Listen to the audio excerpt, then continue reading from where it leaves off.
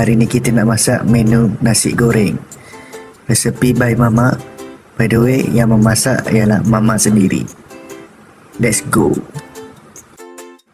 Bahan pertama semestinya nasi. Di sini saya menggunakan nasi yang sejuk supaya apabila kita goreng nanti, nasi goreng yang kita goreng akan garing. Bahan seterusnya ialah bawang merah. Selepas itu bawang putih dan beberapa batang cili.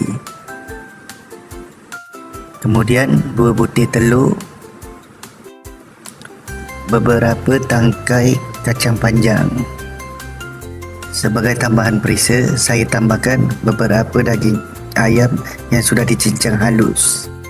Mula-mula kita iriskan bawang putih yang sudah dikupas. Ikutlah kehendak masing-masing. Nak tebal ke, nak tipis, macam mana. Selepas itu, kita potong bawang merah. Saya hanya gunakan setengah sahaja bawang merah. Kemudian, kita iris beberapa cili padi. Kat sini, saya gunakan 5 tangkai cili padi. Tapi, sekiranya anda semua mau pedas lagi, boleh tambah. Selepas itu, kita potong pula kacang panjang. Kacang panjang terpulang kepada masing-masing. Sekiranya nak kecil, nak potong kecil ataupun nak potong panjang, mengikut kesesuaian masing-masing. Okey, mula-mula kita masukkan daging ayam yang telah dicincang halus-halus. Jangan lupa ya, sebelum kita masukkan ayam, panaskan kuali terlebih dahulu. Kita gaul-gaulkan ayam itu sehingga ia masak. Ayam tadi tak perlu sampai garing kita masak. Cukup sekadar sudah masak, seperti ini.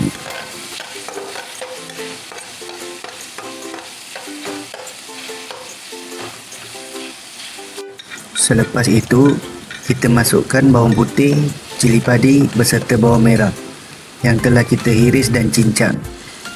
Kita tumiskan sampai dia kekuningan.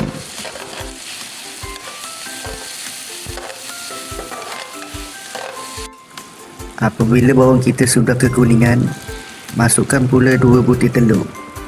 Setiap masakan nasi goreng mestilah ada telur, baru ada kek.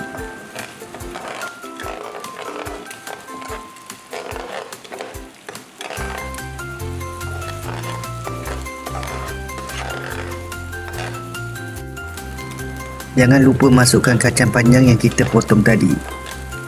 Selepas itu, gaulkan lagi.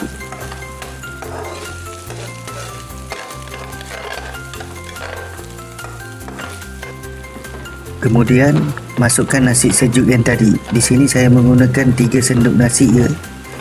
Ikut keperluan masing-masing. Sekiranya mau banyak, tambah lagi. Masukkan kicap manis sebagai perasa dan pewarna. Masukkan seadanya sahaja. Kita gaulkan sehingga nasi sebati dengan kicap.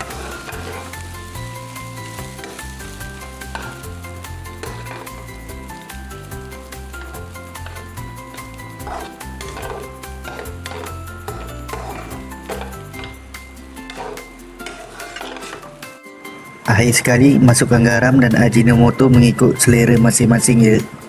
Kita tak bubur gula sebab tadi kita dah gunakan kicap manis.